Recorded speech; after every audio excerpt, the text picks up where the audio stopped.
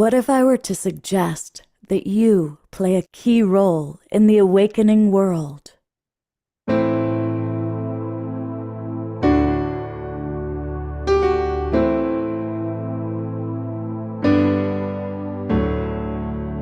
that you are watching this because you have heard the call.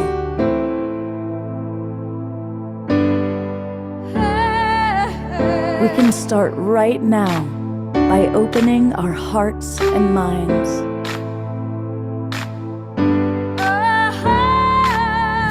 Welcome to the awakening world.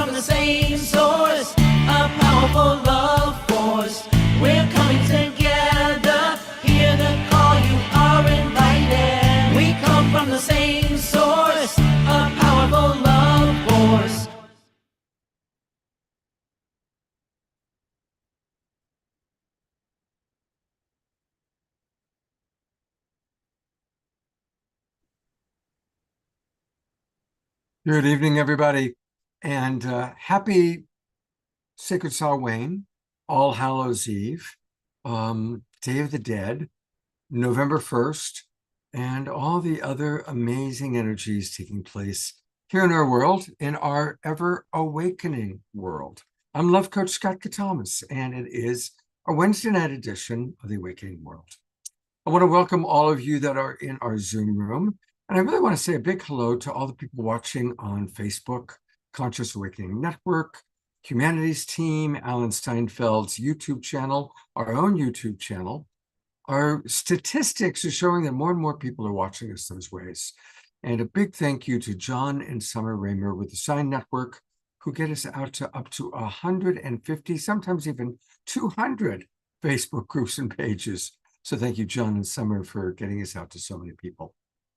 And if you're watching the show tonight, you are probably coming off of a Halloween experience and all interesting how it is for different people. Maybe some of you are actually connecting to beloveds on the other side. We did a show a few nights ago where we talked about that in many, many cultures and traditions, Celtic culture, Mexican culture, Hindu culture, this period of time is when the veils are thin and we can connect to our beloveds on the other side. So I'm curious if any of you have had an experience like that. Let us know. Pop it into the chat box.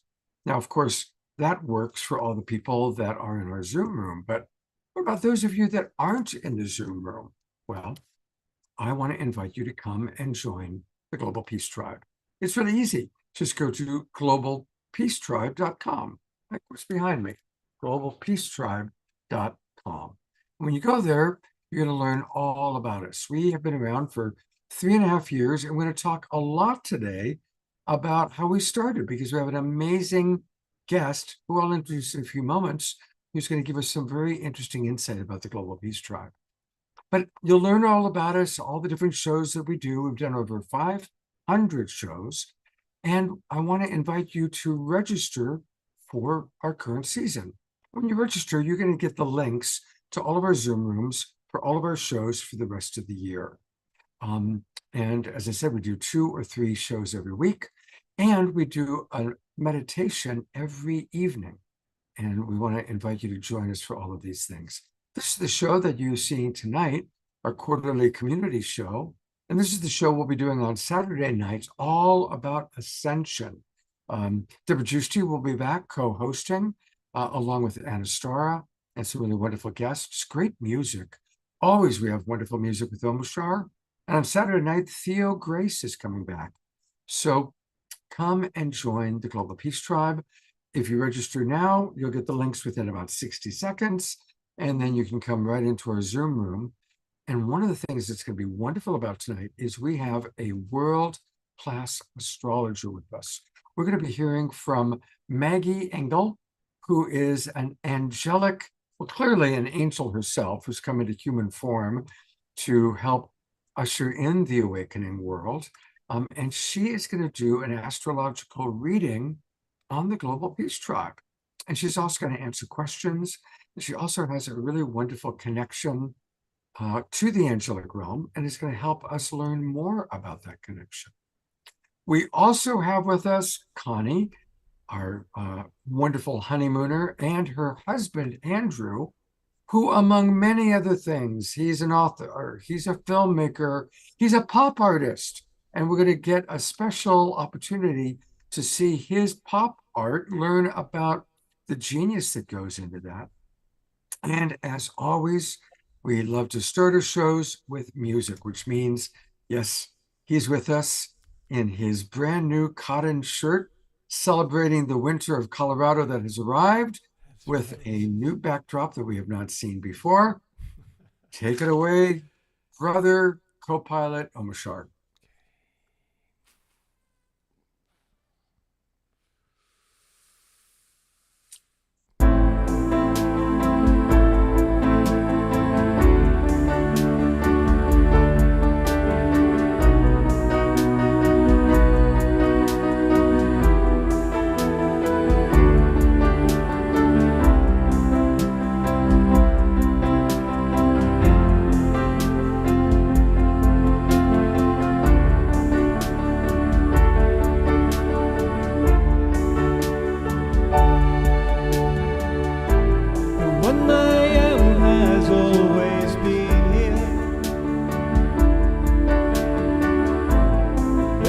Songs of life and love.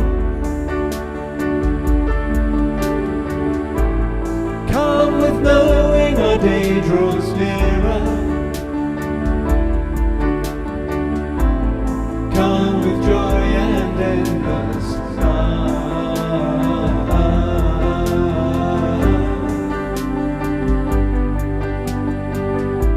And sacred dancing breathes our heart song. Silent yearning keeps alive.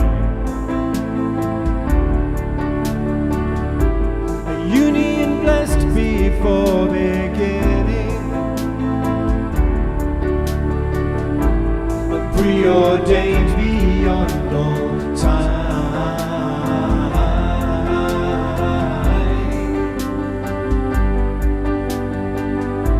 Each step I take is one step closer to you. A joyous stride into the new. Each breath I breathe takes me inside your heart. Now I remember how to feel, and I remember how to fly.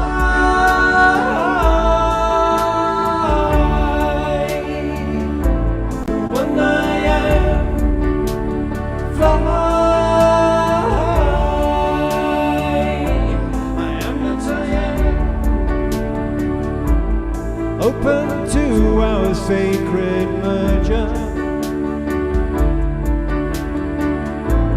shedding tears of divine bliss. Every movement tells a story, and nothing could compare with this.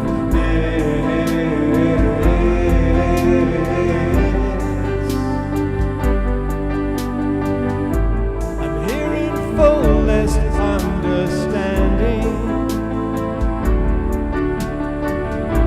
and breathing light through every word. Our lives become so undemanding, and finally seen, finally heard.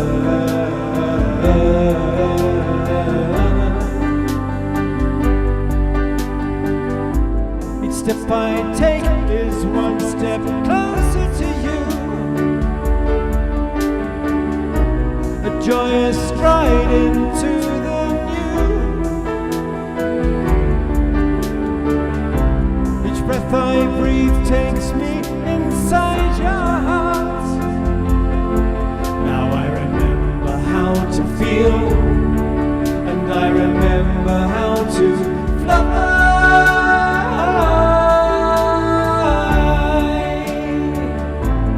What I am, fly. I am that I am. I am that I am.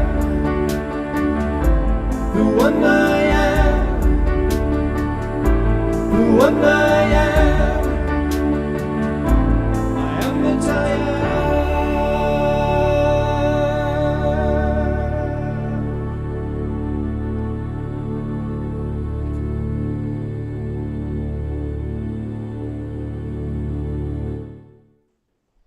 Woohoo! You are what you are. We are what we are. I am what I am. Thank you very much, Omashar. I really appreciate that. I Appreciate missed it. the Obashar thing. And Omashar will be back with not one, but two more songs tonight. So it's going to be a good night of music. Thank you, beloved. Well, while I was in Ashland, Oregon last week, I saw my good friend Greg Magic Bernstein. Many of you know him. He's been on the show a few times. We had dinner together, and he was telling me all about the great love of his life. And I always love hearing that people are in a great relationship, and Magic's a great guy. And I've actually been his coach, coached him through a previous relationship. And he was just talking about how wonderful his girlfriend was and what an angel. And he said, you should have her on your show. And I said, well, introduce us. So that's how I first was connected with Maggie. And here she is. And as I got talking to her, I discovered that she's an amazing astrologer. She's also just has a real unique approach to astrology and to understanding our world. And she made a really lovely suggestion. She said, what would it be like for me to do an astrological reading on the Global Peace Tribe itself? And I thought, well, now that would be interesting. Sure. And then she said, well, you should probably give me your information too.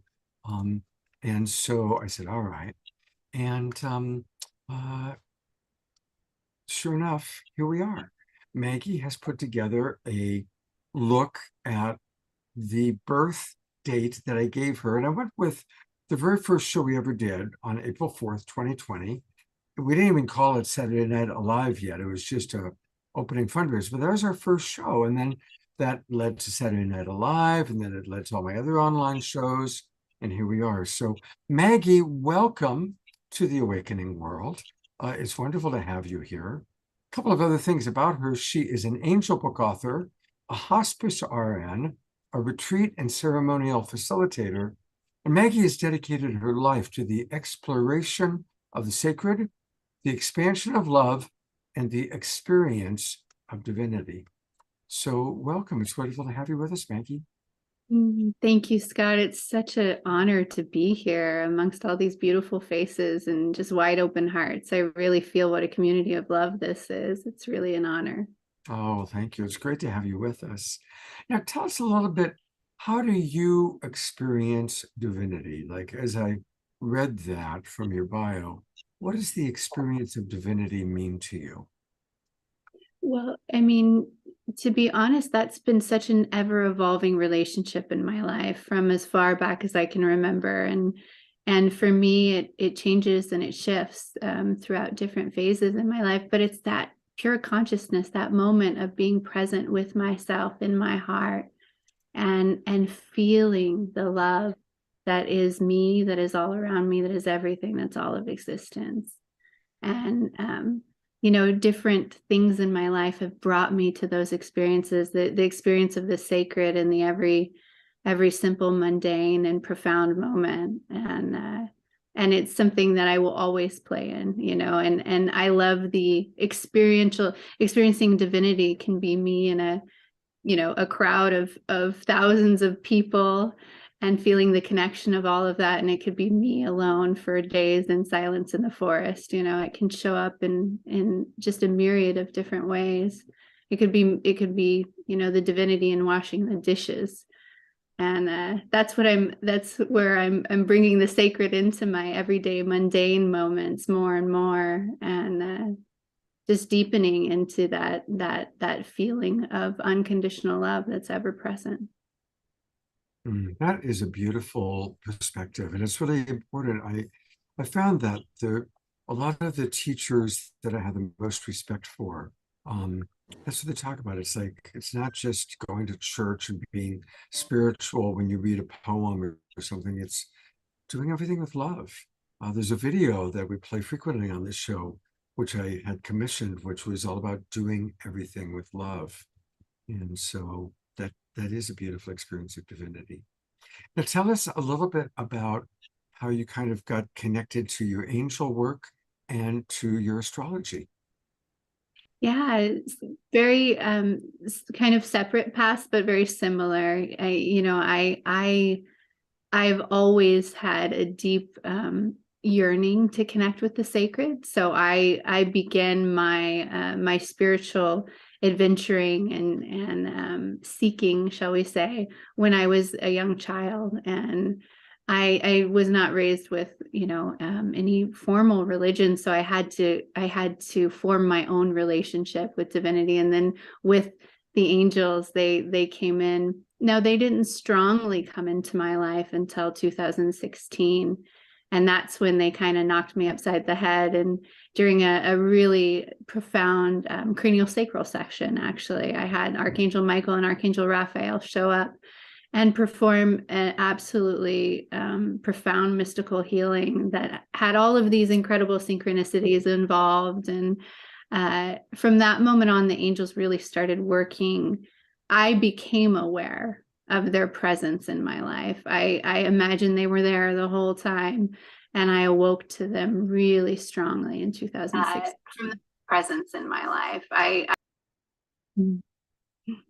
yeah, and my journey with astrology began when I was a teenager. I just was drawn to the language of energy. I love being able to interpret energy and put a language to it.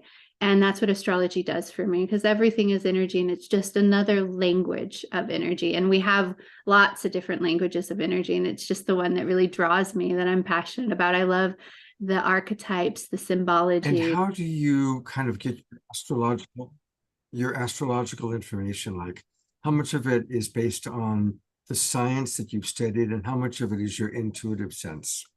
Yeah, I've thought about that, to try and like, well, how much is each, because it's very strongly intuitive.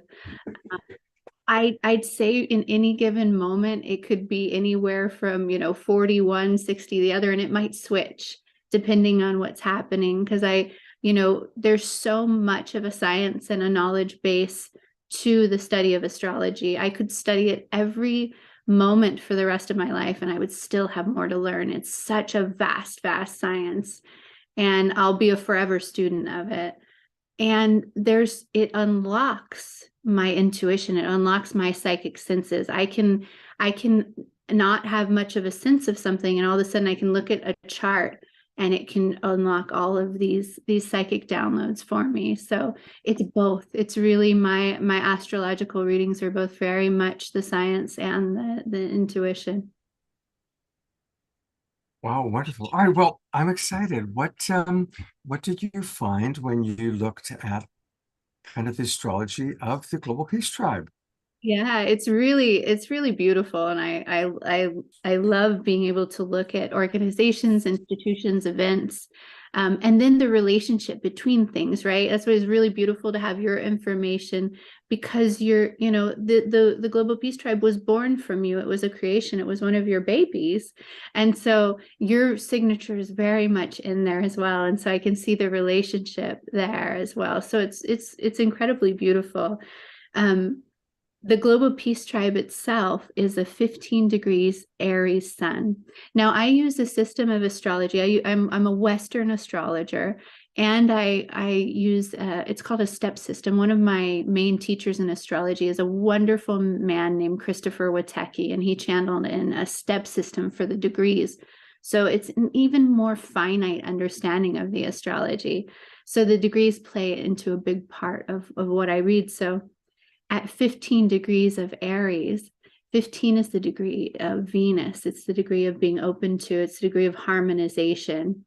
And so the global peace tribe as a 15-degree Aries sun in the 7th house means that the essence, the heart of the global peace tribe is to bring harmony and harmonization and peace and beauty and balance to the individual and to the individual's relationship to everything.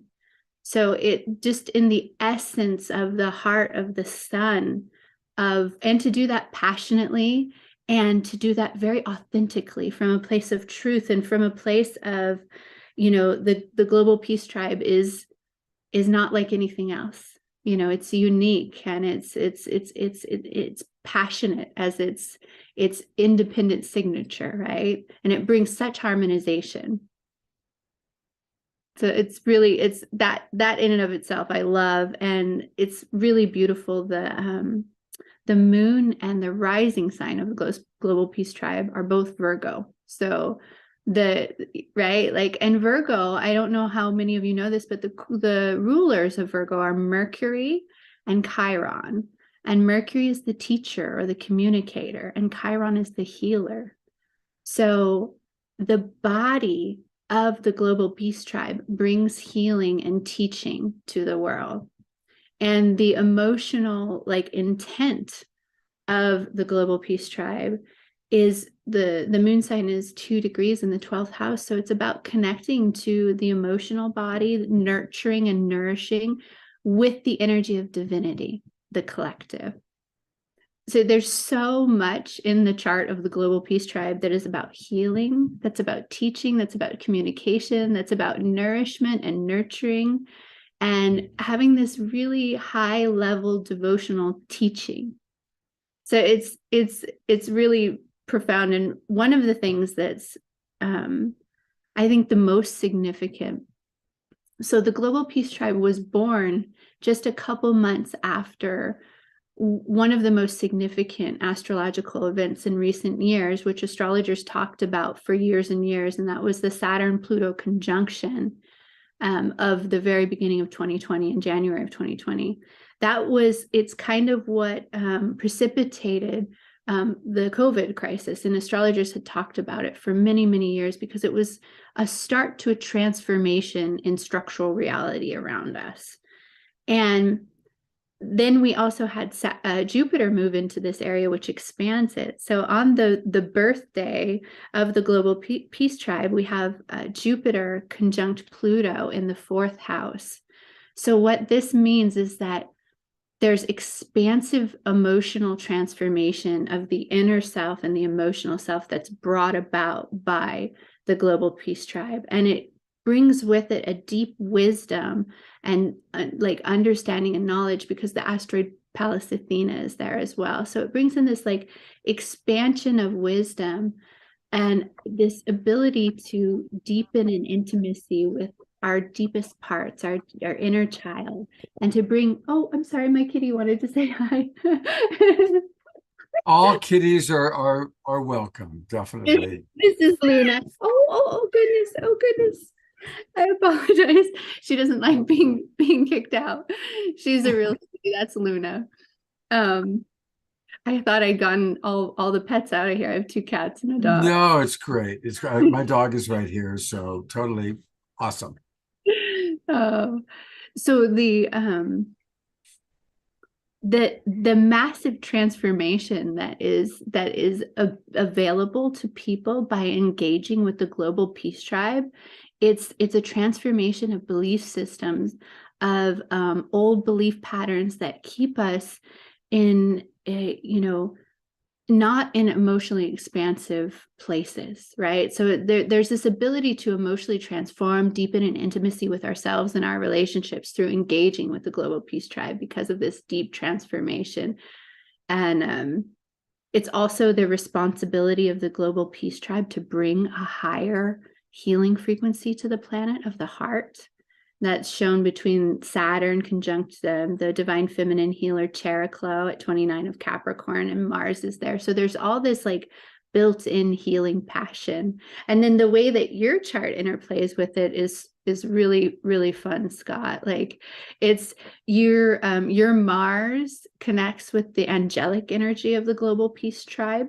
So you standing in directive action, leading the Global Peace Tribe elevates the angelic energy and brings about more angelic harmonization into the deeper unconscious, subconscious parts of the collective, because the angelic energy for the Global Peace Tribe is helping to work on the parts of ourselves that we aren't fully aware of, the unconscious and subconscious. And so you bring your interaction with it and your leadership with it brings about more of that transformation and more of that stimulation of that angelic energy. Does that resonate? Oh my God. I mean, my heart's like, because of course, as you saw in the video, the purpose of Global Peace Tribe is to inform and to inspire. And of course, these are such challenging times globally and very challenging for most people. And it is important for us to have authentic inspiration. And I love what you just said about how our angels were there to help guide us. And for me, they help us to see beyond or experience beyond our human experience, which is usually limited and uncomfortable, or often uncomfortable. So that's music to my ears. It feels really beautiful. Thank you. Yeah. It's there's so much connection between you and the Global Peace Tribe. It's really beautiful. Like the south node of the Global Peace Tribe. We have what's called the south and the north node. And the south node is where we're coming from. It's like where we incarnated from. And the north node is where we're headed to in this lifetime. And the mission, part of the mission and the legacy of the Global Peace Tribe is to bring this high level, to leave a legacy of deep nourishment and nurturing to the masses. And the inception point, the south node point, though, is your heart. It's your sun. So it was born from your heart, and it's moving to a legacy of like nurturing and nourishment for the collective. It's really sweet. There's lots of little connections like that are just very, very, very sweet. There's one thing that I'm really, really enthused to share. And so number sequences, right? Like I see them all the time. I'm sure you guys see them all the time.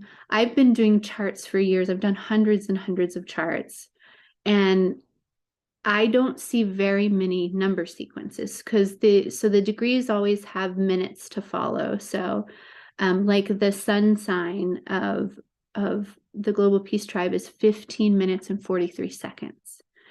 But I think I've maybe seen 2 or 3 number sequences in charts before. It's not a normal thing. And when it happens, it's usually very significant. There's a reason, there's a focus of energy. And so in the system that I follow, the number 1 is the number of love. So it's the number that's associated with Leo, with creation, with passionate inspiration, with the heart, with love, unconditional love, right? And Venus in our chart, Venus it's the divine feminine energy. It's where we experience pleasure. It's where we open up to receive. It's how we harmonize and find grace and beauty in the world. And the Global Peace Tribe, their Venus, our Venus is 111 of Gemini in the 9th house, right? So, and, there's so much talk about the evolution of consciousness and expansion into consciousness. And many of us are learning how to connect more with our divine feminine. and really open up to the nourishment and the nurturing, and open up to receive higher levels of this really sweet divine feminine energy that's available to all of us. And what's beautiful is Gemini is the teacher, the ruler is Mercury. So the Global Peace Tribe loves to connect in community, Gemini, and teach about love and unconditional love, and open up to receive expansive, abundant in the ninth house love. And it's like this, the ruler of the ninth house is Jupiter. So everything in the ninth house is very expansive. It's higher idealism. It's multidimensional reality, right? So it's this beautiful, like the Global Peace Tribe, we love to connect in community and expand in love, and it's like it's limitless with this energy. So it's such a really fun thing to see that Venus placement. Oh my God, I'm loving this. This is beautiful.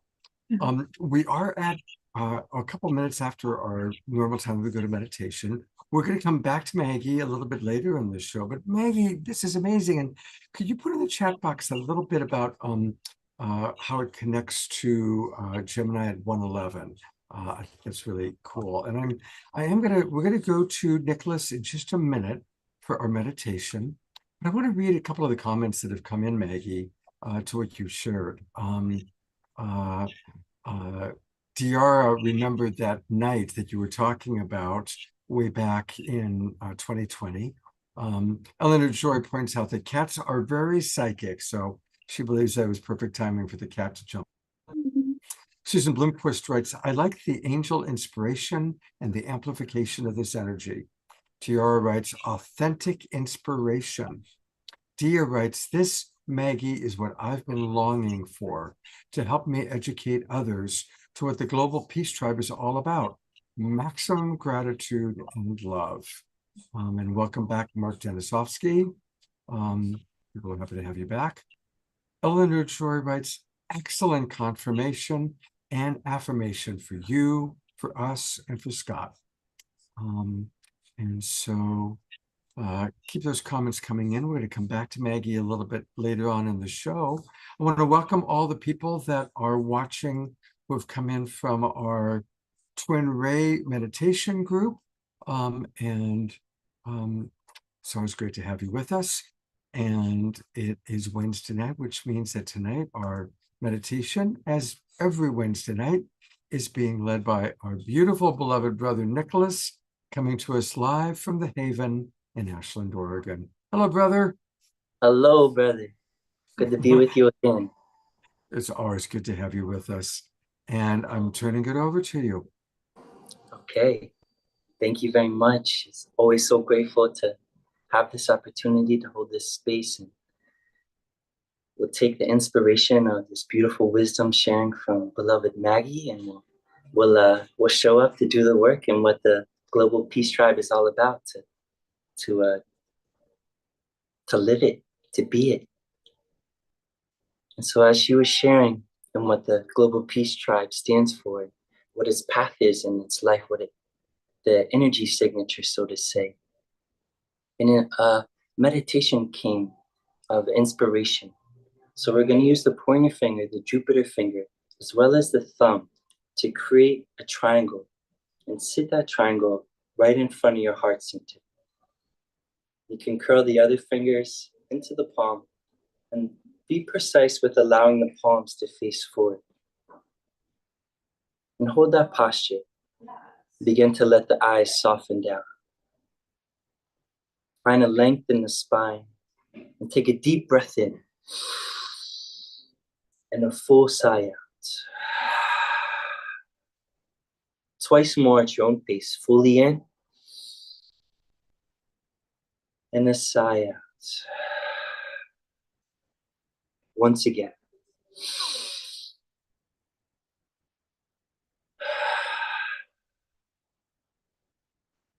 Softening into the moment, into the body, into the breath.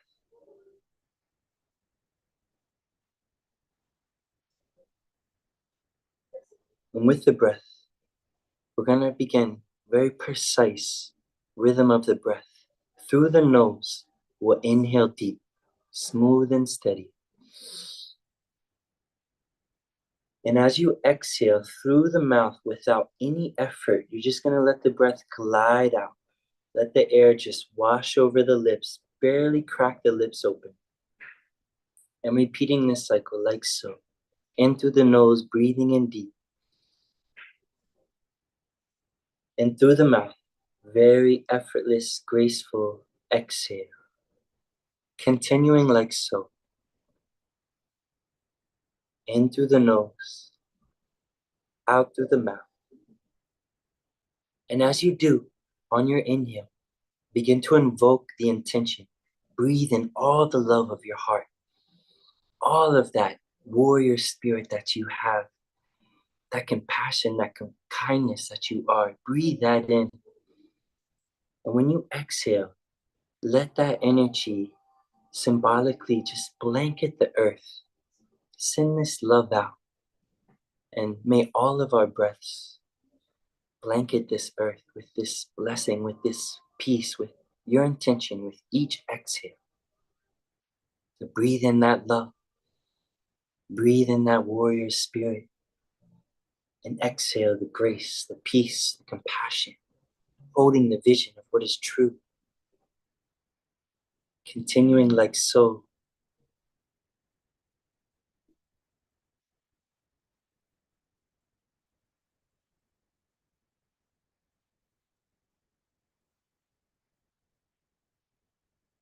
And they say that we are only as limited as our imagination. Dream big and let that love that you are, that we are, harmonize and spread across the earth. May we be an example, an embodiment of peace, of love. When the world needs it most, may we shine our brightest.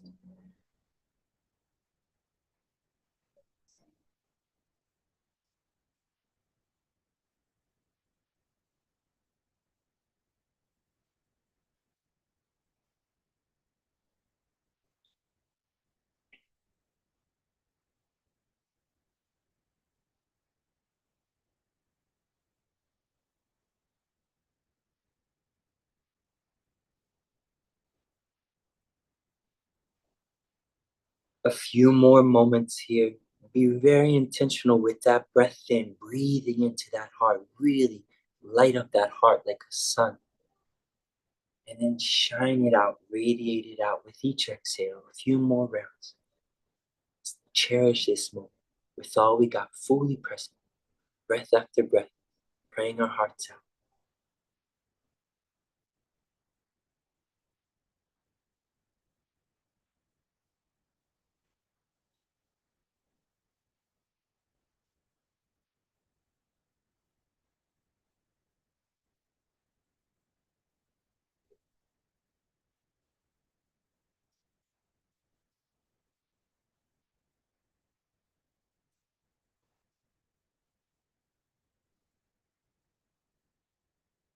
And together, uniting once again with a full breath in. At the top of your inhale, pause, lift that spine, soften the shoulders, hold the breath, and a graceful exhale through the mouth, sighing out. At the bottom of your exhale, relax the posture. Soften into the space. Feel any subtle nuances, any sensations and experiences within, deeper within. Go.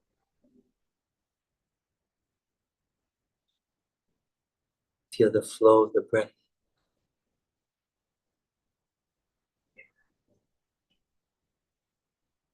Holding this field of love, of oneness together, within and throughout.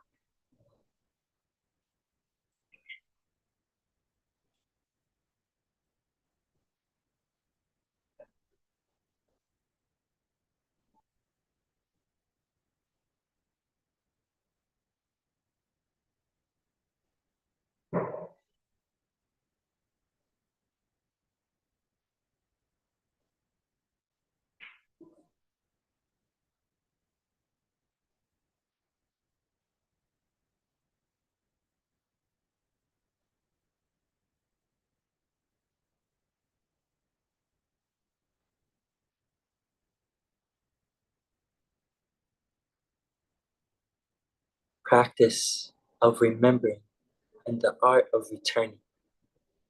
Remember who and what we are. Again and again, return to that truth until there's nothing left but that love, that truth, whole and complete. For this is the way, peace within, first and foremost, doing the work within, and then sharing it.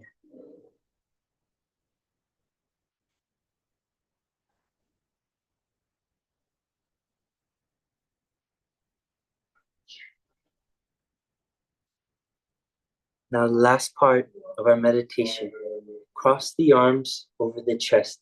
Let the hands come into the armpits. Let the elbows rest down upon the hands. And give yourself a big hug. Any stress, any worries, any disturbance, wash away. Ground it in. Taking one more cleansing breath together. Fully letting go and trusting in the divine.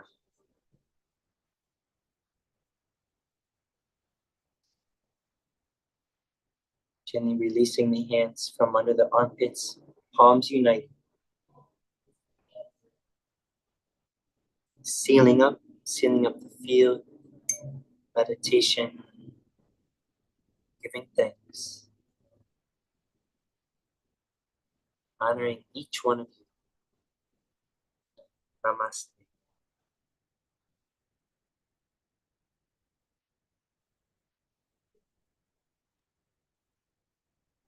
All right.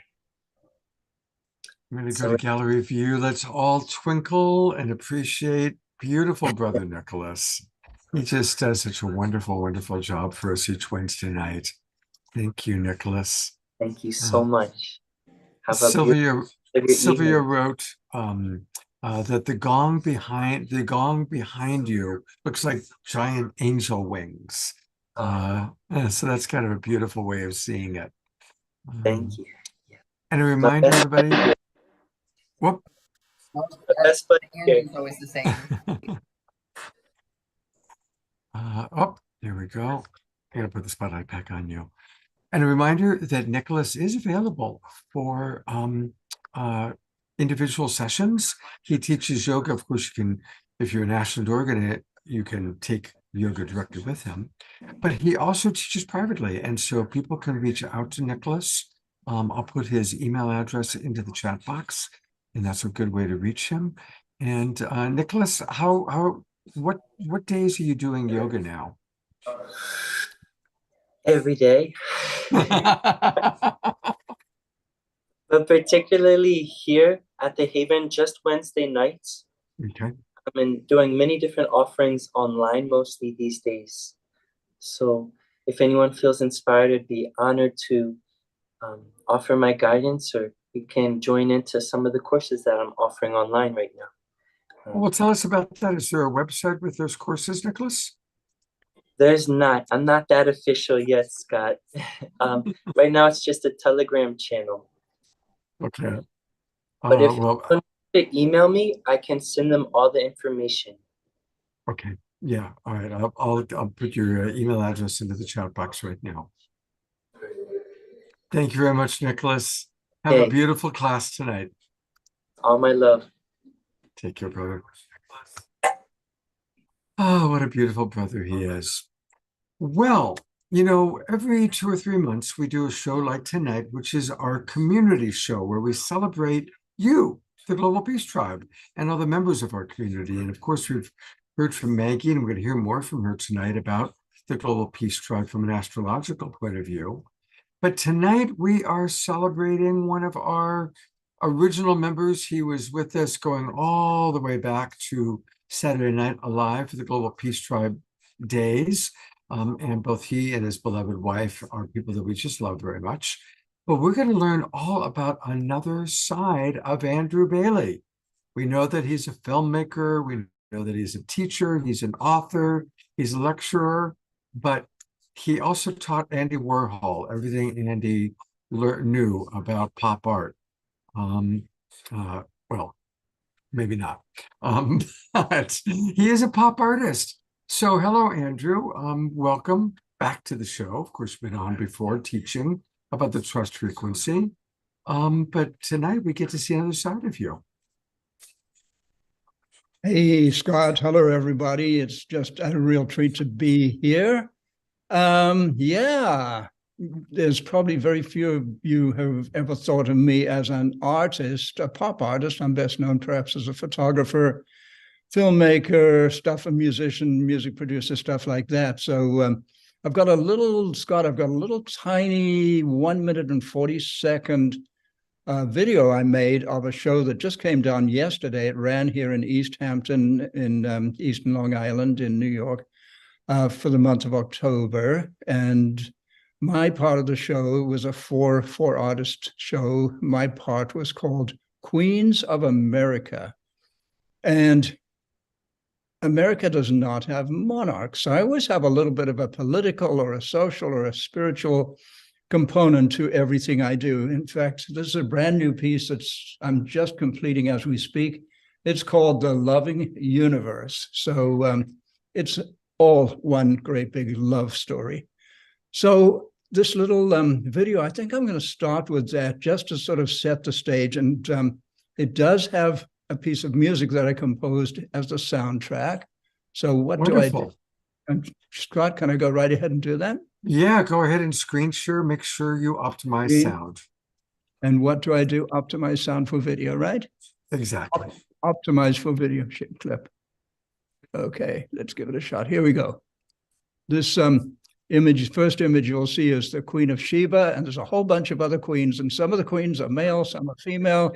Andy Warhol was a famous cross-dressing drag queen. You know, there's all this sort of stuff. So here we go.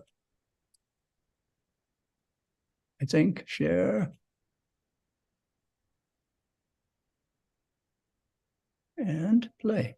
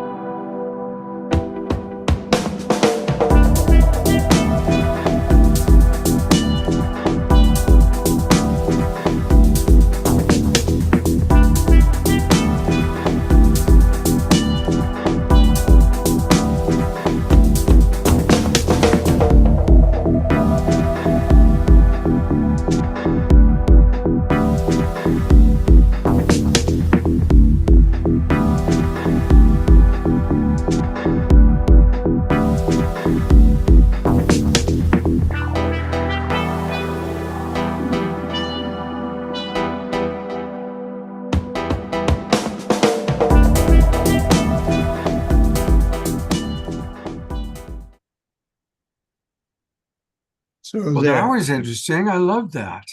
And now that wasn't all queens. I did throw some other stuff in there just to give it a little more variety.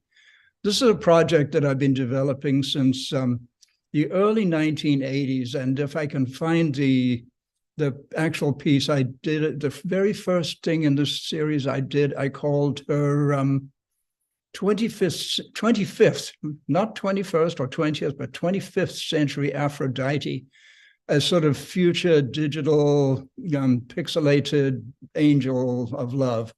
And I'll find that for you. So I've been doing this for a long time, and now the technology has changed and shifted, so I can really be playful and productive and have a lot of fun with this. So they're purely digital in their origin. I have another aspect that I call my digital watercolors that are my photography that I transmute into beautiful digital paintings, if you will. But these are actually 100% digitally generated and put out, printed on exhibition fine art quality canvas on one of these widescreen printers. And I'm having a lot of fun with it, and people are really liking it. So I'm wide open to questions or input or feedback. And after a little bit, I'd like to go to our Connie and I actually have an art for us. Started with our photography, but it's the pop art and the photography, and it's Cameron Baxter Gallery, so we can go there and take a little tour of some imagery. Scott, what thoughts do you have? Well, I have a couple questions for you. I love that you talked about how everything you do has some sort of a spiritual or social statement or connection. So I would love for you to take us through that with maybe a couple of the pieces, sort of the piece that's behind you, how you weave your creative expression with social consciousness or even spiritual awakening. So there's sort of a term that seems to be emerging. It's called conscious creativity, right? So we can make music, we can make inspiring, uplifting music, we can do paintings, we can make films, all of these different manifestations of the creativity of the human being. I like to call it AI, the artist inside. Because if you really want to know what AI means, it's actually the emerging artist, the emerging spirit of humanity. So if you go back to the pop art of the 1960s, it was a huge global phenomenon. It was very, very big. Those paintings that Andy Warhol was selling for $25 are now 25 to 125 million for the same piece of art, okay? But they were Campbell's soup cans and tubes of toothpaste and very mundane objects. What I'm doing is completely different in that I'm trying to evoke in the most minimal form the spirit of certain aspects of the universe. So in those queens that you just saw, there was who for example, it asked this very political question. Who is the Queen of America? Is it Queen Elizabeth? That would be Elizabeth Taylor. She's a candidate. Or if you're a Christian, perhaps you might say, oh, it's Queen Mary, the Virgin Mary. So there's all of these beautiful, deeply spiritual energies that are within these images. So each of these has a story behind it. That's the very first image you saw there, the wild African lady with a blue face. What's she doing as a Queen of America? Well, I call her the Queen of Sheba. And I don't know if you know this, but the Queen of Sheba, countless generations ago, went to visit King Solomon. King Solomon actually raped her, apparently, got her pregnant, and started the lineage that became the Ethiopian Empire that leads us all the way to Haile Selassie, all the way to Rastafari, all the way to the present-day Rastafarian religion, which has come to America. So the Queen of Sheba is a candidate for a Queen of America.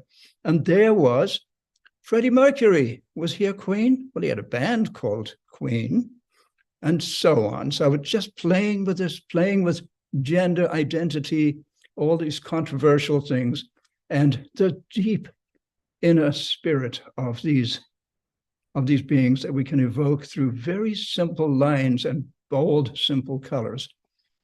That make any sense?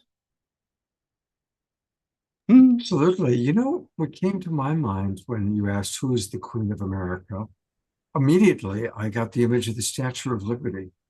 Ooh, sort of her. Yeah, so you got to add her there, because that for so many and most of our or many of our ancestors, that was the very first thing they saw when they came to America. The first thing they saw was the Statue of Liberty and they're greeting them. So that would be my Queen of America. Okay, yeah, good for you. Yeah, people keep suggesting different queens. I mean, there's George Noble is suggesting the Queen of Sexuality, Marilyn Monroe. Marilyn Monroe is an obvious candidate. I actually don't have her in that show. I've done Marilyn, a very obvious one. I think I started with Marilyn. Yeah, no question. Well, we've got some questions that are coming in from our audience. Diara wants you to tell us more about the figures in Paris. The what? The Figures in Paris.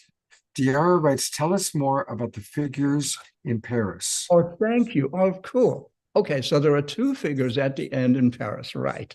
One of them is a Chihuahua, and he's wearing a black beret. I almost always wear a black beret. Right, so here we are. I am a Frenchman and I wear my black beret, and people say, oh, you must be an artist. You've got that Eiffel Tower behind you.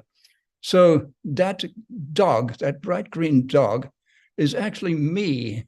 I don't know if you remember a book, James Joyce's early book called Portrait of the Artist as a Young Man. And then the poet Dylan Thomas did Portrait of the Artist as a Young Dog. And that painting is called Portrait of the Dog as a Young Artist. And he's asking a question. He's got his palette with his colors, his brushes. He's got the Eiffel Tower in the background. He's got the black beret. And he's asking a question. He's saying, am I an artist yet?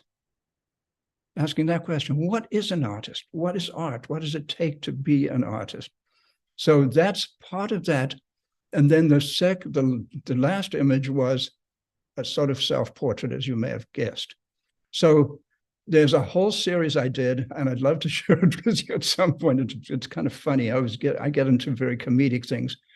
I have a character who came to Paris in the year 1620, just as the Mayflower was sailing across the Atlantic. This UFO, the spaceship, dropped off this intergalactic anthropologist, ethnographer, in the grimy streets of Paris, and said, just blend in with the locals, take a lot of notes, and we'll be back. And they left him there.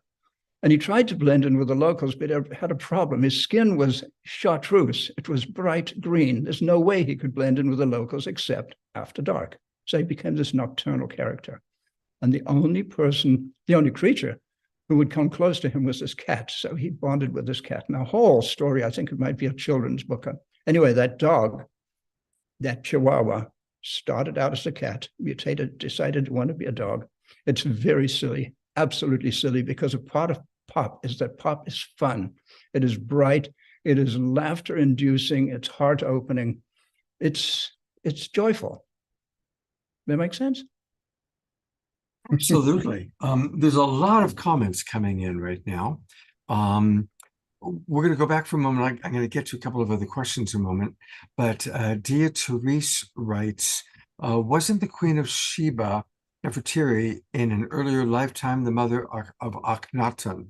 I don't know, but maybe you know about that. I don't either. I only know. Oh, and one thing that's interesting is in the website, I have little stories. Sometimes they're out of Wikipedia telling you who the characters are and what their history is. Oh, that's fun. Sheba traveled. She was like the queen of present-day Ethiopia, and she made a journey to King Solomon and was impregnated by him. And that's all I know about it, and returned pregnant. That was Susan Bloomquist writes, years ago. Susan writes that there is a story that Queen Sheba took the Ark of the Covenant back home to Ethiopia. So that's interesting. No, I haven't heard that. We have a couple more. We have a couple more nominations for Queens of America. Sylvia suggests Michelle Obama. And Tiara suggests Michelle. Yeah, you've done Michelle. Does And Barack know that Marion. you've And done Marion. Michelle? Don't forget Marion Williamson. She's a candidate. That's right. Diara suggests Taylor Swift, the Queen of Young Teens. Yeah. I've got Beyonce because I was trying to be Okay. culturally diverse as well. This is good. This is very good. All right, we have another question. Going back, Maureen wanted you to just tell us more about the recent painting that's directly behind you. So this is brand new. By the way, I'm sitting in a building that I designed and built 24 years ago. 25 years ago, this was a lawn. This was a beautiful lawn in West Hampton, New York. And a friend of mine who had purchased this property approached me and said, could I design and build for her a studio? So that's what this is. Connie's in another room, all the way down there. She's right around the corner. And I designed and built this beautiful building. It's an artist's studio, but it has 3 bedrooms, 3 bathrooms. And it's used for writing, painting, poetry, and spiritual meditation retreats. And we are all built this place, and we're always welcome here. So just finished a show, and I just showed you that that little video from that show. The next show opens on my birthday, which is coming up in 2 weeks, Friday. And this is my contribution to that show. So this is a sneak preview. You're seeing this for the first time. It's 4 feet wide by 5 feet high, and 20 artists are given a canvas of those dimensions. And this show it's called Open Season, and that is coming up in a couple of weeks. And this is that piece. It's ready, it's done, it's ready to frame. And the content, Beautiful. and the content of it is the love story of the universe. I think you can see the divine feminine there, and the divine masculine is clearly stricken. He's just turning into one big throbbing heart. I mean, what are you going to do?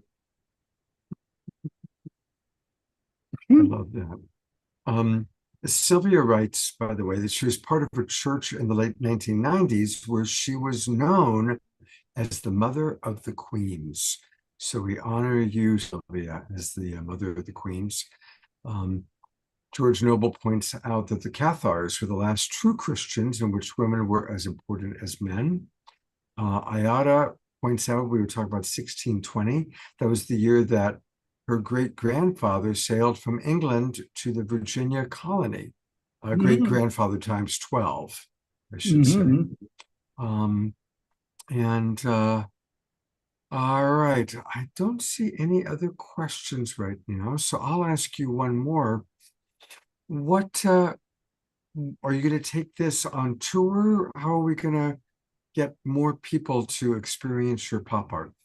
Yeah, exactly. So fortunately, we certainly can expose it to people, share it with people online. That's helpful. I'm just coming out of the closet with this, Scott. It's brand new, and it is for sale. And as you know, we're making a film called In Search of the Future.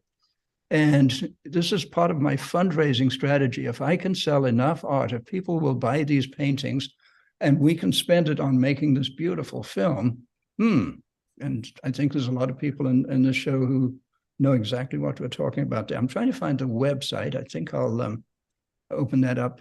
Scott, did Connie put the website in the? Yeah, she put it in, so I can open it galleries, up. Yeah, exactly. So let me open that up for us, and we'll take a look. It's Cameron Baxter Galleries. We're going now to Cameron Baxter Galaxies. You can see where my head is at. Cameron Baxter Galleries, not Galaxies. Right. And you are providing a 20% discount on people's first order. Yeah, so click that away, that discount. Yeah. And that first one there, that's the Queen of New York. It's based on a transvestite I ran into one night on the streets of Manhattan. I love it. Very, as you can tell, exceedingly exotic being. I'm going to go to the Queens of America. There's Marilyn. Since we talked about it, so there's Marilyn, there's the Queen of New York, Madonna, the Virgin, Frida, Guadalupe, grandmother circa 1915, the Queen of Sheba. And the last one is 25th century Aphrodite, 1984. Click on that one, Scott. Okay, I'm clicking on it. Look what happens. It's not opening. Let's see if it works up. I got it. There we go. Yeah. So that started out as a black and white photograph and was fed into a $150,000 one-of-a-kind custom computer graphics system at the School of Visual Arts in Manhattan. Big mouthful there, but those were the days. This is long before Photoshop, about 1982. And I came up with this very strange looking being. So I've been doing this for a while. Wow. Well, this is exciting. This is really exciting. And there's some new messages that have come in. I'm going to read those. And DR says, I love your music as well as your artwork. Maureen, our dear friend, says Andrew has been a designer and builder of houses and spaces, in addition to all the rest. Yes, I agree, Maureen. I'm sitting inside one, Maureen. Thank you. I'm sitting inside one right now. In fact, you were just in New Jersey at Newark Airport, about 70 miles from here. I wish you'd just stop by. Really, I'd love to share this with you. This place is fun. And you were just with our beloved friends, Kristen Hoffman We and were David indeed. Gershon. We were, David Gershon and Kristen, over the weekend up Woodstock Way, interviewing them for the In Search of the Future movie. Beautiful. And we're going to learn a little bit more about the In Search of the Future movie. I think you're going to show the trailer a little bit later on today when we bring Connie back on. All right. And thank you. We're going to be back with Connie and Andrew and also Maggie in a little bit. But it is time for another Omoshar tune. And we've got lots of people getting up, moving, and dancing tonight. I'm happy to see Eleanor and Ian leading the charge. Maybe Reverend Jeffrey will give us a little dance. Hey, Brother Omoshar. Hey. Andrew, you rock, brother. I love the piece behind you right there. I want that. That is so beautiful. How many thousand is that going to cost? It's not going to cost much, especially for you, mate. Oh, I just love it. I really do. So It's fun, there we isn't it? go. And Really in your fun. honor, here's a nice backdrop for you. So, Woo! woohoo! All right.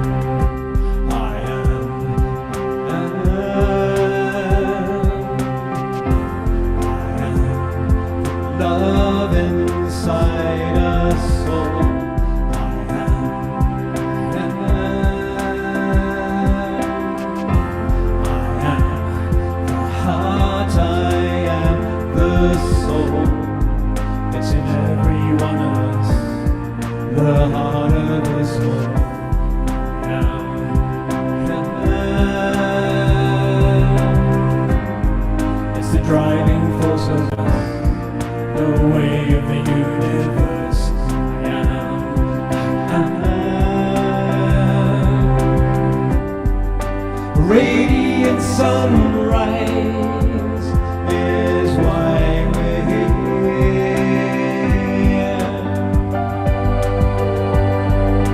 Heart streaming light into our atmosphere, where life is dear and love will free us.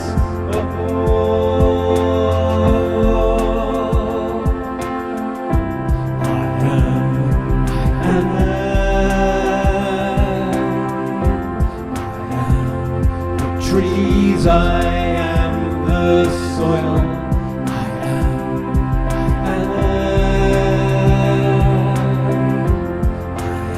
am your heart, I am your soul.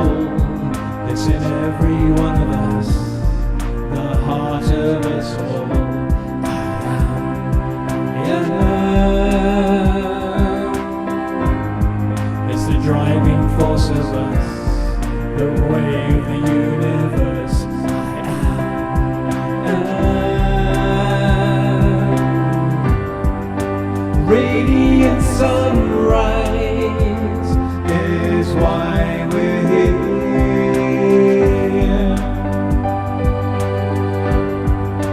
Heart streaming light into our atmosphere, where life is dear.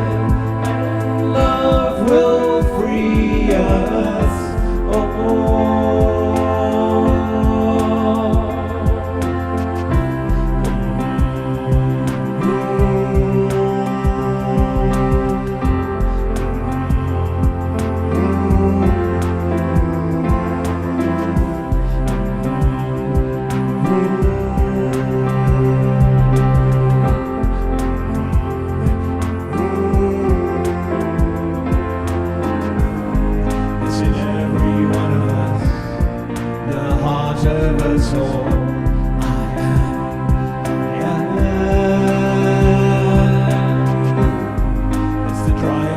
force of us, the wave, the universe. I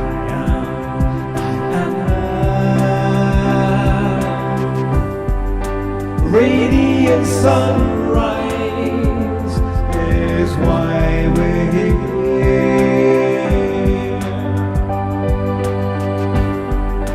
Hearts streaming light into our atmosphere, where life is dear and love will free us.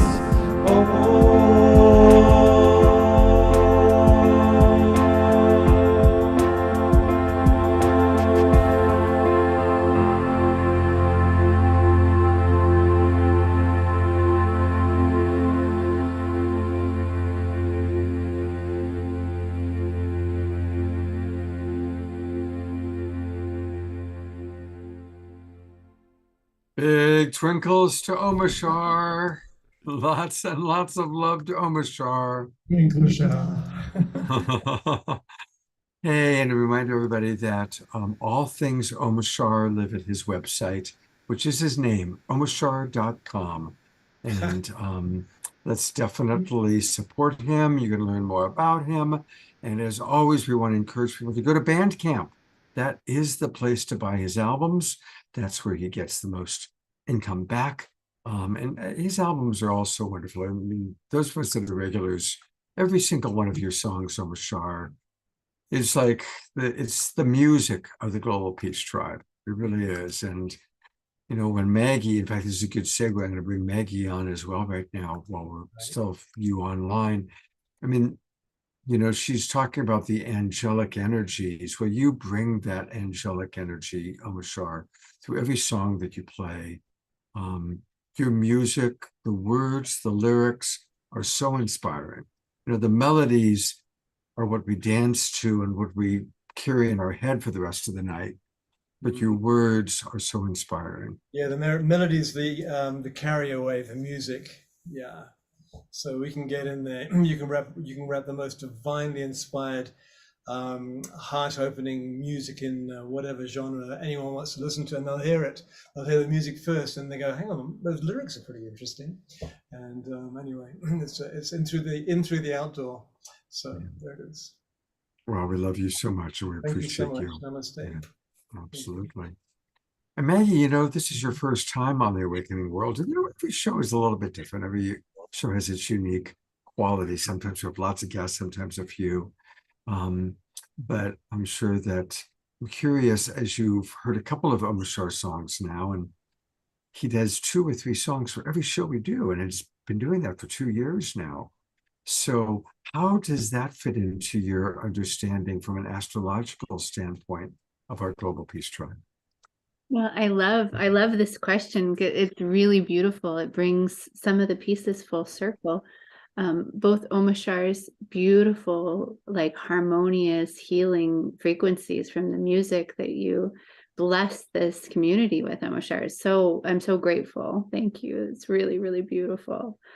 And Andrew, your creations and the beauty and the healing that they bring into the community. There's so much creative energy in this community. The number 15, it really is about creation in community and creation for community. And as a 15-degree Aries sun, the Global Peace Tribe is, as they have their angel energy at 15 degrees of Scorpio.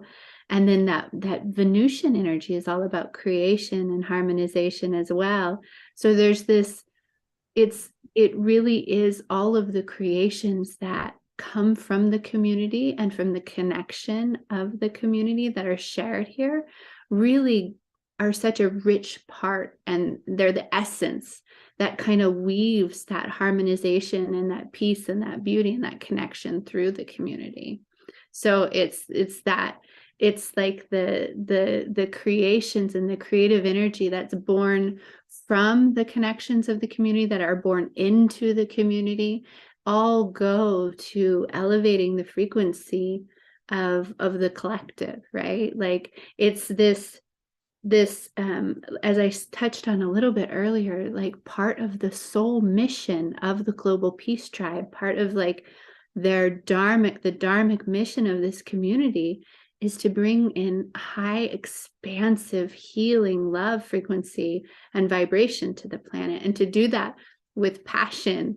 And it's that passionate inspiration that comes from this creativity that's born from our heart, right?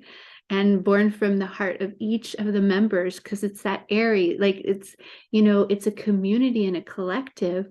And yet every single individual in this community holds such a beautiful healing creation that goes to the collective vibration of the community. Does that resonate? Did I say that in a way that made sense? Absolutely. I'm going to bring Omashar on for that. And yeah, Yes. as you were saying it, I was reminded that during one of Omashar's song that he just sang, at the exact moment he was talking about being the bright light, there was Jerry Anderson. I'm going to put the spotlight on you, Jerry, if you hear this. And there was Jerry, and he had his arms up like this, right? Bringing in the light, bringing in the love. Jerry, by the way, Maggie is one of our most beloved members. He is a monk who is the steward of 10,000 acres of pristine land in Puerto Rico, and a beloved member of our Global Peace Tribe. And at the exact moment that Omashar was singing that, the lyrics had just fit, and there was Jerry, bringing down the light. It's so beautiful. And Maggie, you were talking about 15 degrees, and my ears pricked up because my birthday is on the 15th of some month. And I thought, is there any correlation there, or is it just... I always want to make the correlation between the birth dates and the degree, but there isn't, except for the essence of the number, right? Like the essence of the number 15, you still carry in your signature, even if it's not the degree of your sign. And it's this beautiful, it's using 15 breaks down to a 1 and a 5. And so it's unconditional love with that 1. And that 5 is communication.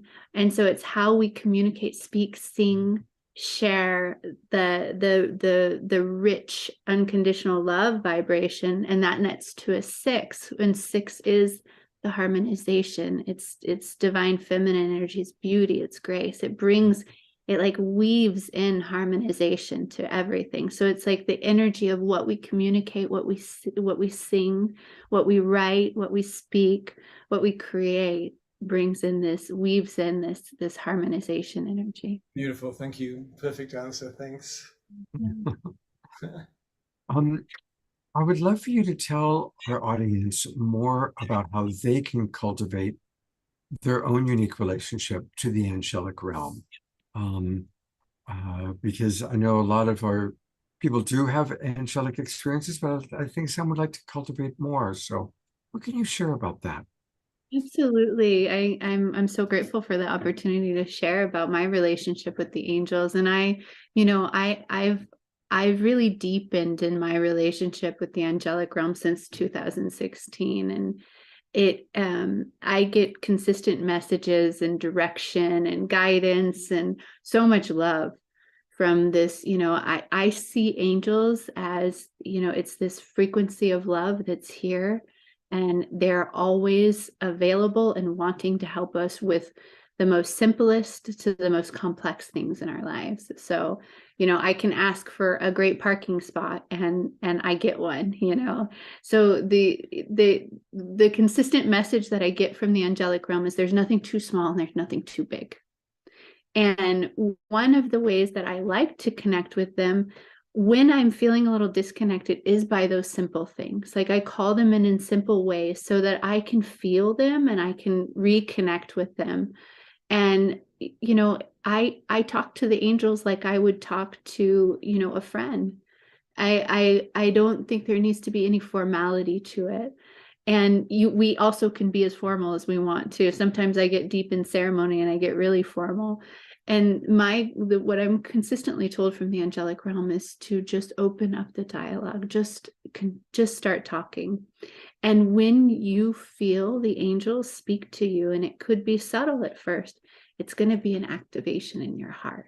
They always work with our heart center, and they always activate that love within us, and it deepens and it expands and it opens us up.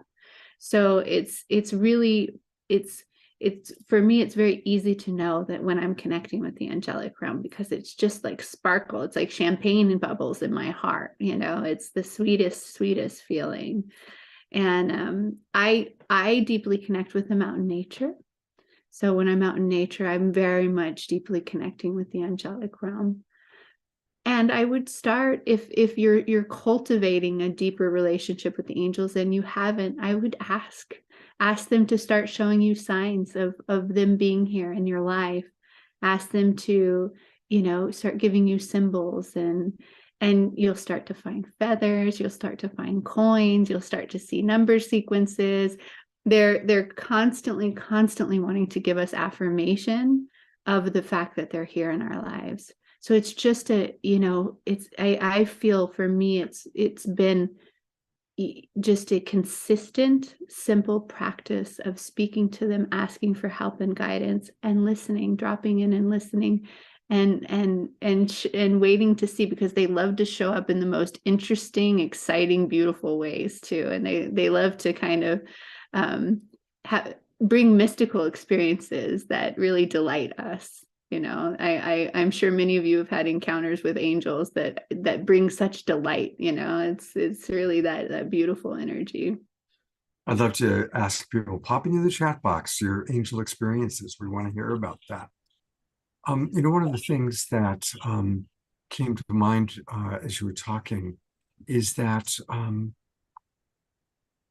when we are wanting to connect to the angels or archetypes, it's really, really important for us to allow our imagination center to open. And sometimes we can stifle, like, oh, well, I'm just making that up, but allowing ourselves to just really imagine what Angel Michael or whichever angel you're calling upon, So do you have any tips about how to open our imagination center, how to hear or see that which is beyond our normal hearing and our normal sight?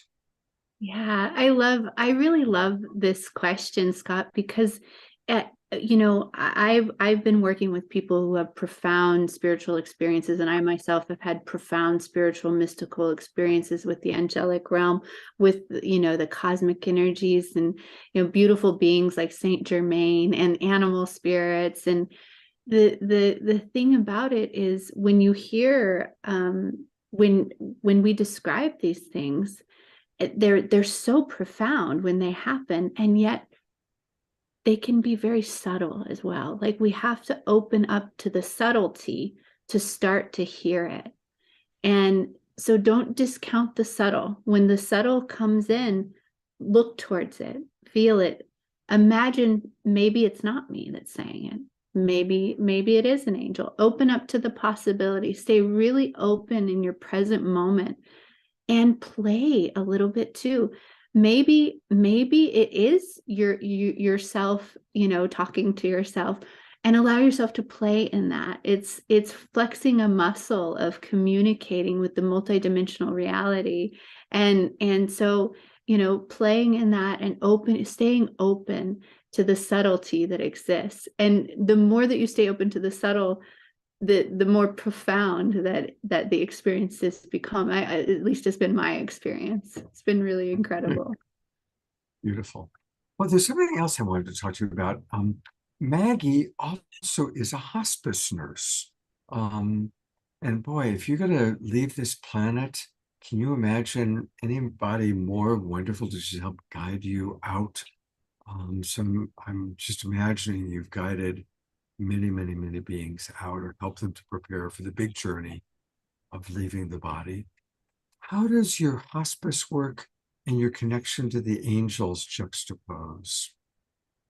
It's very interesting, right? Because I'm in the traditional Western medical world, in a role as a nurse, and it's I take all of it with me. And some of my, some of the patients that I serve are open to, to talking about the angels, and I feel it, either and sometimes they broach the subject of the angels, and so sometimes it's something that I speak about with my clients and we connect deeply over it, and their family members. A lot of times I'm connecting deeply with the family because the loved one is already in transition or in transitory experience. And then other times I, with every patient who I am engaged in, who is right at that crossroads, I always call in Archangel Azrael, who I've worked with for years. Archangel Azrael came to me before I started hospice and shared with me that this was to be part of my role here, and that I was to help Archangel Azrael and help souls, and that I do help souls as they cross over. And I always feel into everybody. I can feel the experience, and I'll tell you that most of what I feel is massive celebration. Massive celebration. It's almost every single time when I'm connecting and praying and calling in the angels for someone who has just departed or is departing. It's like this incredible celebration that I tap into, and it's really, really sweet. And I'm just really honored. Really, what it is for me is it's an incredible opportunity to be with people in an intimate space in when the veil is so thin, and to bring my love energy there, and to intend that they have all the love, guidance, protection, whatever it is that their soul needs in that moment. And it's such an honor to be able to do that. I'm humbled, I'm consistently humbled that I get to have these experiences in life. And really, I do what I tell everyone to do, is just talk to the angels, to just call them in and to ask for their help. They know what to do. I don't need to direct them. I'm going to read a couple comments and then we have one last question for you, Maggie. Ayada writes, I agree about talking with the angels as though they are dear hearts connected with us. And I often turn to Archangel Michael for support, guidance, and protection. I learned a few years ago to send out a request to Spirit in advance for perfect parking karma, and 99% of the time I get perfect spots. So that's pretty cool. And then Diara writes, I've had angels shapeshifter into human form to protect me. So grateful for them. Thank you, thank you, thank you for my life. They gift me with feathers all the time. Thank you, Maggie. And then our last question for you tonight, Maggie, is from George Noble. And he asks, Maggie, have you looked at the United States chart? Wondering if there are any insights there about what lies ahead for us here in the United States. That's an amazing question. And, I have studied the United States chart. The one thing that I'll share that's very significant right now is that the United States has been going through its Pluto return. So Pluto is the planet of death, transformation, rebirth. It's the energy of the phoenix rising. So when we have a significant Pluto transit, it's telling us that what is not meant to move forward with us in the evolution of consciousness will die or be transformed, right? And Pluto has a 240-year orbit. So we'll never, unless we have a massive technology that changes in our lifetimes, we will never have a Pluto return as individuals. But the United States has just completed its Pluto return. Literally 2 days ago, Pluto moved off of 27 degrees of Capricorn and will never be at that point again in our lifetimes, not for another 244 years. And so what that means is that we're in the final stages of the United States letting go of all of the structures that have been built in society that keep us in old paradigms, that keep us constricted, that keep us in paradigms related to patriarchy and related to that aren't expansive and aren't love-based, that aren't moving forward in human evolution. And we, as Pluto transits the last degrees of Capricorn, we're going to continue to see changes in the big structures of reality. And by big structures, I mean financial, the corporations, the companies, the actual things that have been built, government and society, right? So we're transforming. The United States is deeply, deeply transforming right now. And it's not done, it's in process. And so it's beautiful to watch. The thing that about Pluto is that it just won't let what's not meant for us to move forward. So we can be sure about that once we come through this period, that what is not meant for us has been transformed or has fallen away. Well, speaking of transformational, we're going to go to your website. And when you pull it up, it says Transformational Spirituality. And her website is her name, Maggie Ann Engel, E-N-G-E-L, MaggieAnnEngel.com. Awaken to your true essence. So Maggie, obviously you do private sessions for people using intuitive astrology, transformative coaching, and you also lead retreats. Tell us a little bit more about all the services that you provide. Yeah, so I love to share my love work and do readings with clients. I do, most of the readings that I do focus on what your energy signature is, whatever focus you're interested in, and then what's happening currently in the planetary energies and the cycles in your life, and how you're growing and evolving and shifting, where consciousness is directing you to expand, right? And then I also do astrological transformative coaching. So I have clients who are going through a lot of change in their life, and they'll come to me and we'll work together on a regular basis for a while to help them move through that change and understand the energy that's shifting in their world. And that's been very helpful for a lot of my clients.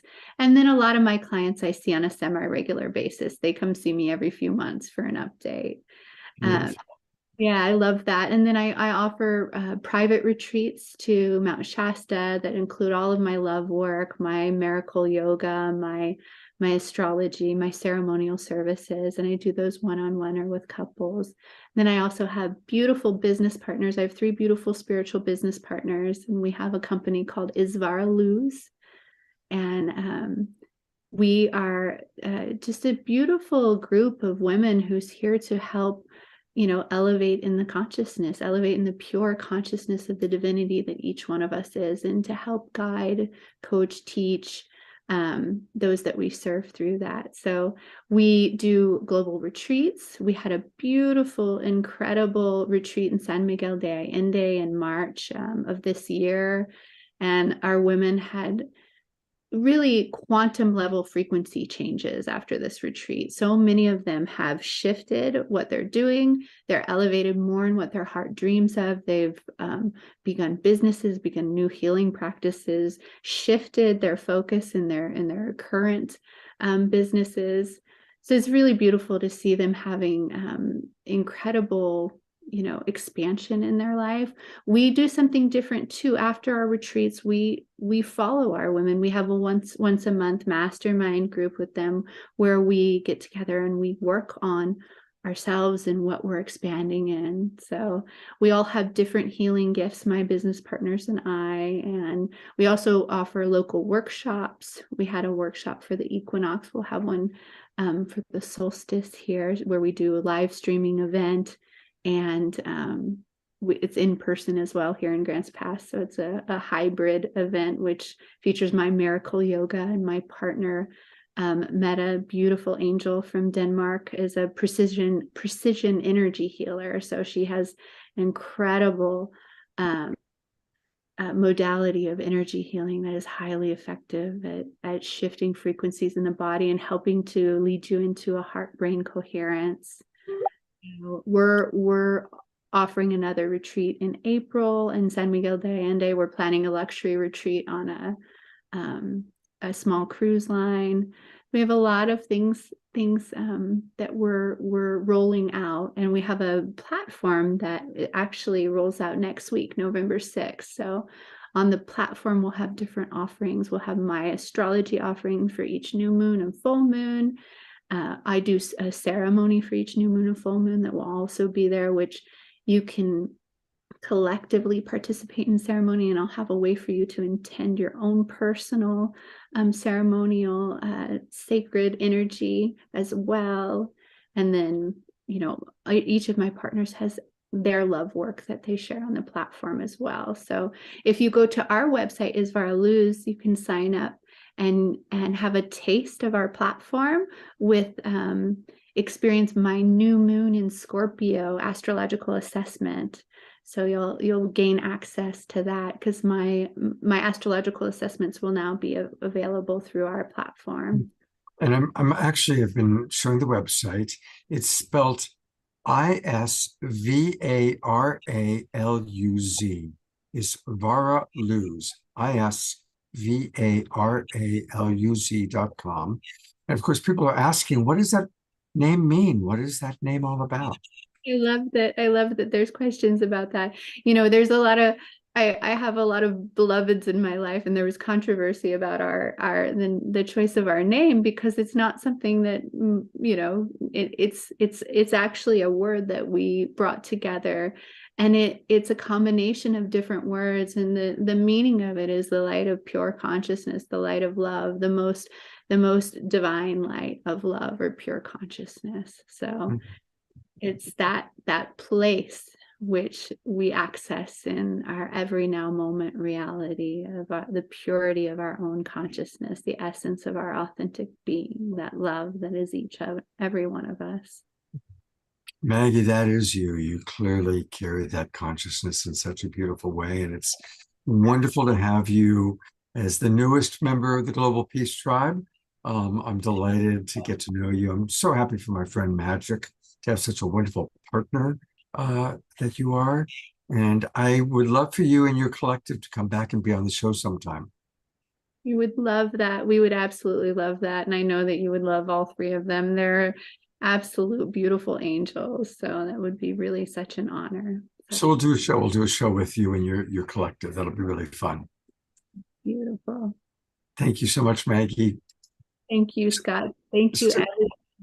And stick around. We've got a little bit more. We're going to have closing. We always close with an Namaskar song, but we're going to go back to the honeymooners. And they're on a long honeymoon. And of course, I'm talking about Andrew and Connie.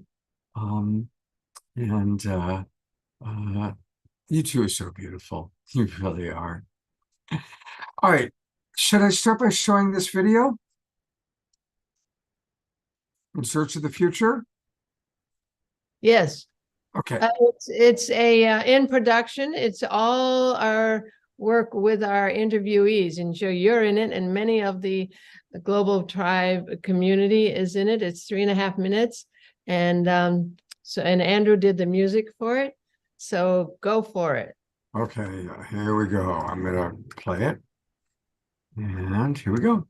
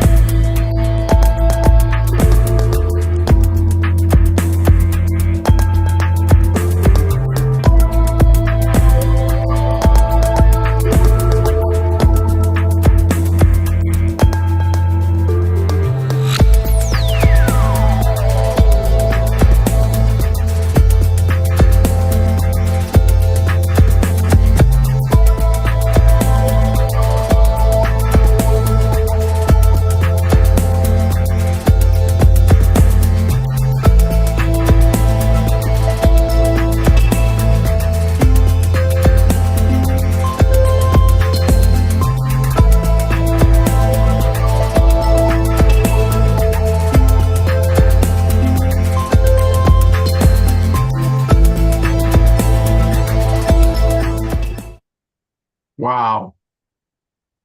It's like a travelogue of the Global Peace Tribe through your, adventures. It's like, oh, they're in the Bay Area now. Up, they're down in Santa Cruz.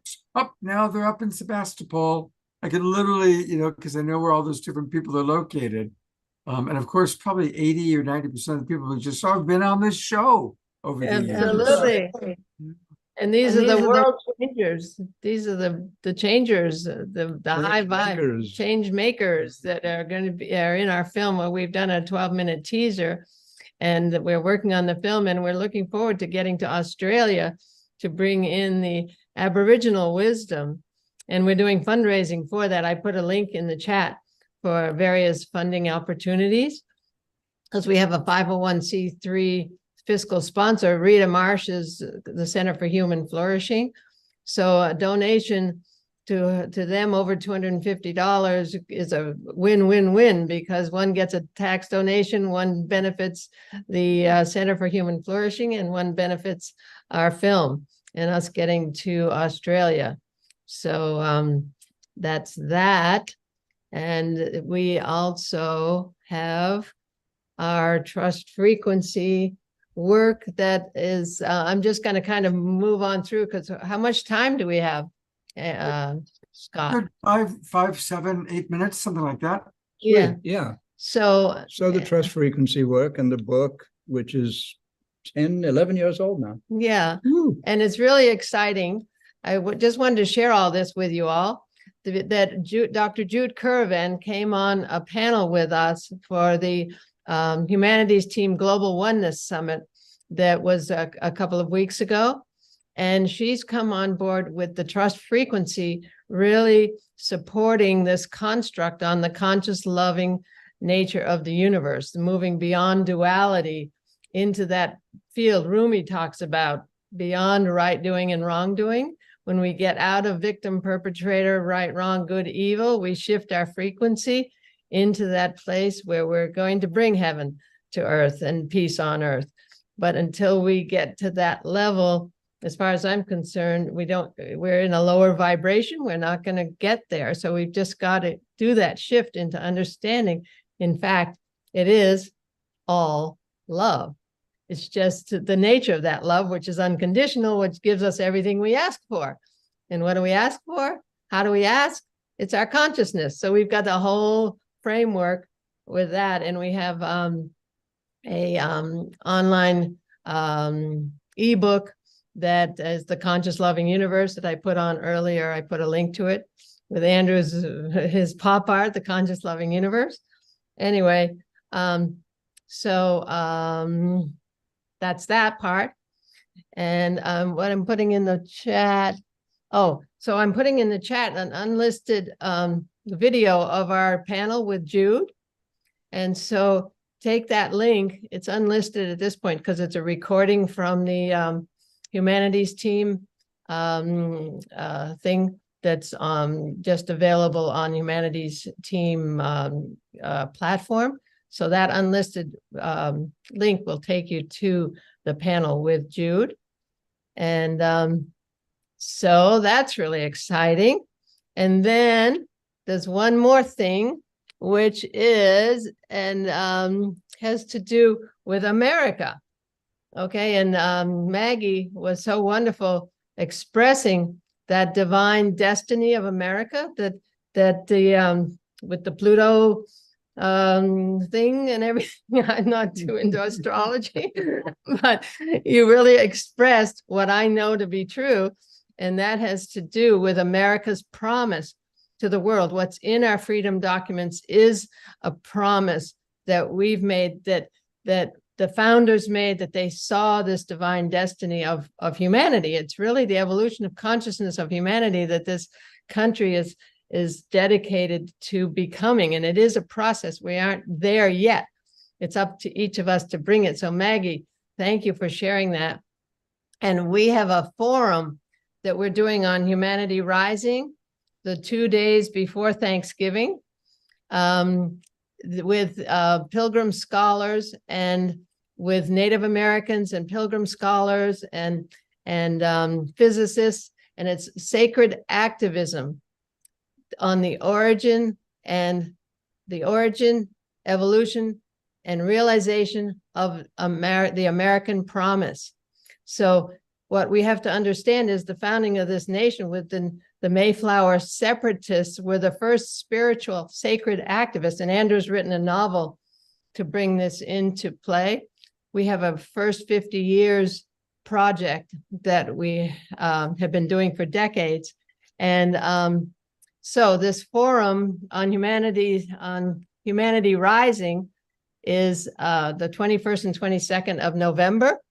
And it's going to bring in the fact that the Mayflower Pilgrim separatists were key social, spiritual activists standing up to the King of England and saying, hey, guess what? We're intended to relate directly to the divine through our conscience. And they committed treason to do that. And then ultimately ended up here on Turtle Island and lived in peace and friendship with the Native Americans for 54 years in a spiritual alignment, because the Native piece has to do with that as well. The Native way of being is a direct connection to the Creator. You act according to your instructions from the Creator. So we're bringing a whole evolutionary look, and we're revising revisionist history, because revisionist history has totally trashed that time of year. I mean, that time in the history of America, that origin story. And so it's just really important that we get that straight and really open our hearts to that spiritual beginning of this nation. And Thanksgiving is actually just exactly what that was 3 days of intercultural celebration with 50 surviving Mayflower folks, half of whom died the first year, and 90 Native Americans, 90 plus Native Americans, 3 days of celebration, of gratitude. So we just need to bring that into the heart and knowing of our people to get us up and out of this low vibration of separation and all that this country is enmeshed in. So There we are. so there. I so appreciate all the different things that you guys are doing. And we did a show with you all about the real history of Thanksgiving. We did that a couple of years ago. So I'll put that up and put that link into the chat box while Omoshar is playing the Oh, final. sweet. Yeah, I'd love to see that too. But it's so important, and it's time, and Jim Garrison is recognizing that and giving us this 2-day forum. And we're bringing the sacred activism, how to become a sacred activist, with Will Keep and Dr. Jude Curran is going to be on it too, because they're physicists to show us what the importance of sacred activism is and the principles of sacred activism. So it's a 2-day forum. And Chief Phil Lane is going to be on it. He's bringing a prayer, and he's going to speak his big, broad vision and prophecy of the human family coming together. And Kevin Deere. And Kevin Deere from Mohawk. Mm-hmm. But yeah, our brother Chief Phil Lane is going to honor us with his presence on the second day. A lot of people watching are, of course, part of the Twin Ray community, and Chief Phil Lane was just had this big event over the weekend in Mexico. This is that Shekinah Ma sent me. You can see. Wow, that's a great shot of the Twin Ray, and this is Phil just as he's about to light the fire for the evening. And so and the eighth fire, they built it, they lit the eighth fire, which is the next phase, which is the next fire of humanity. Exactly. Evolution of humanity. And a reminder that the event that you guys are doing is November 21st and 22nd, this 2-day forum. The link is in the chat box, but for those watching on Facebook, tune into Humanity Rising. They're colleagues of ours. We love them. On November 21st and 22nd, a forum on sacred activism on the origin, evolution, and realization of the American promise. Thank you for that so much. Connie, Andrew, I know that we'll be seeing you. You're on a lot of our shows. Thank you for all that you're doing to help create our awakening world. Well, thank you, Scott. You're just a phenomenon in all that you're doing. And we bless Wonderful. you, Thank you, Scott. precious one.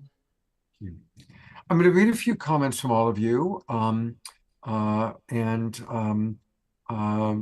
Maggie just wrote, beautiful, Connie and Andrew. Thank you so much. I don't know exactly in Mexico where that was, but there were indigenous elders from all over who came. Our friends Pato and Antoinette were there. The Twin Ray were there. And that took place just this last weekend. And Charlotte points out, yes, it's the fulfillment of the 8th fire prophecy that this weekend that just happened took place. I'm scanning. Dietrich writes, all of our awakening world must hear what you, Connie, and Andrew and Maggie have said tonight. Absolutely. George Noble appreciating everything that took place. Eleanor Joy talking about when she was living in Ireland back in the 90s, she heard that America would be leading the way into a new divine path. And Maureen pointing out Humanity Rising is from I was in trouble saying it, Ubiquity University. That's a tongue twister. George points out that Pluto corresponds to, or perhaps appears to cause, transformation, which of course is death and rebirth. So lots of links, lots going on in the chat box, a lot of appreciation. Always appreciate Reverend Jeffrey letting us know all that's going on with the Humanities Rising. International Space Federation. And yeah, thank you there. Thank you. I need to eat some dinner. There it is, Humanities Rising, solutions for Andrew and Connie. And then Jeffrey always puts in what's going on. And I'm going to read one last thing. Tonight, it's November 1st. And this is right now, actually, the night that the veils are thinnest. It's a good time to tune into our ancestors, to tune into our beloveds from the other side. I'll be thinking about my favorite angel, Suchi, who I was blessed to be married to. And my dear friend, Emily Oram, who I have been blessed to partner with in life, sent something that she wrote. Today and tomorrow, I honor my loved ones that have passed and the gifts that they bestowed upon me, no matter how challenging. May they rejoice and see the amazing work I have done to heal our ancestral line.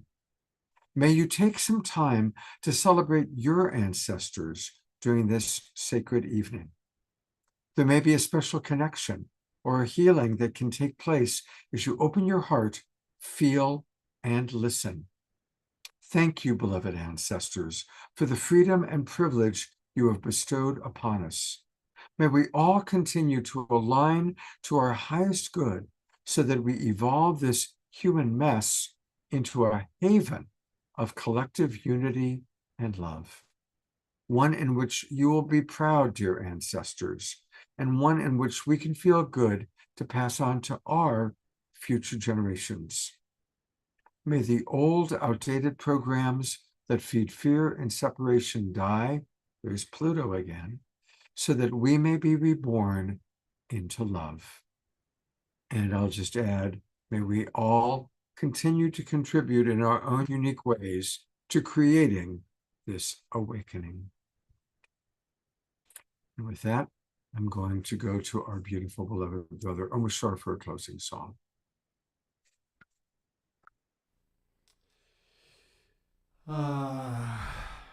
How beautiful. I saw you had your hand up, Mark, so we'll you must have something to say. Let's play this song, and I have another backdrop inspired by Andrew again. Here it is.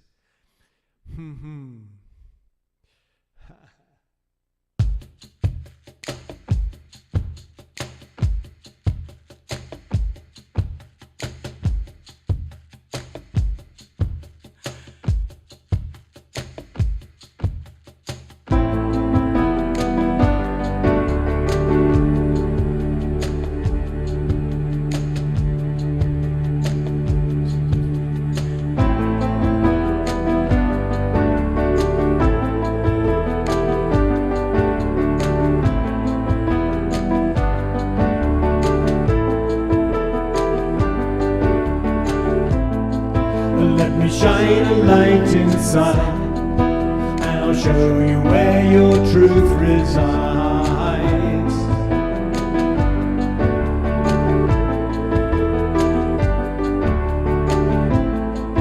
Lift your eyes up to the sky, and I'll prove to you that nothing dies.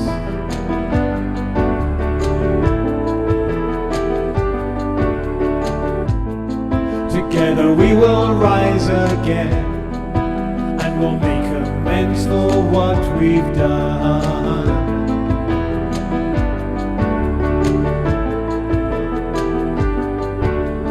I know you hear me, so please do not fear me, 'cause I'm here to lift you, restore you to glory, and love you and hold you and be your victory.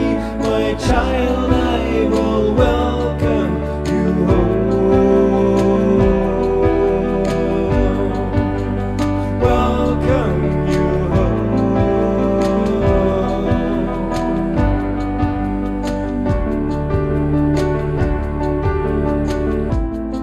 And let me take your hands in mine. As I look at you, your spirit shines.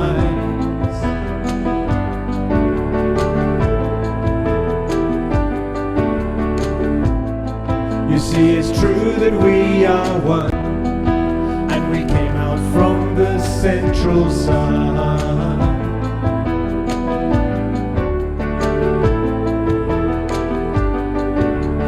I know you hear me, so please do not fear me, 'cause I'm here to lift you, restore you to glory, and love you and hold you and be your victory.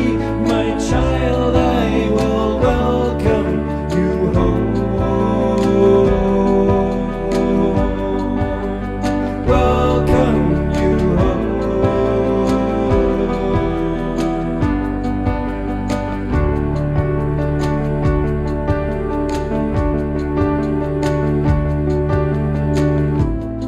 So when you take a different view and you dream awake, breathe out the new.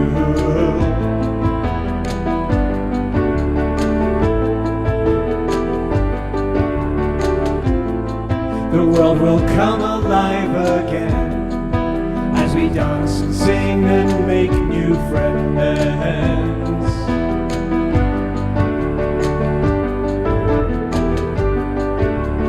I know you hear me, so please do not fear me, 'cause I'm here to lift you, restore you to glory, and love you and hold you and be your victory. My child, I will welcome you home. Welcome you home. Welcome you home.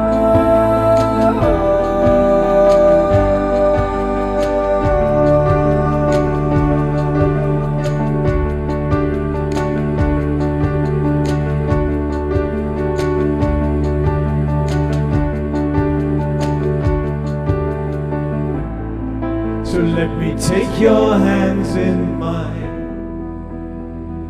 As I look at you, your spirit shines.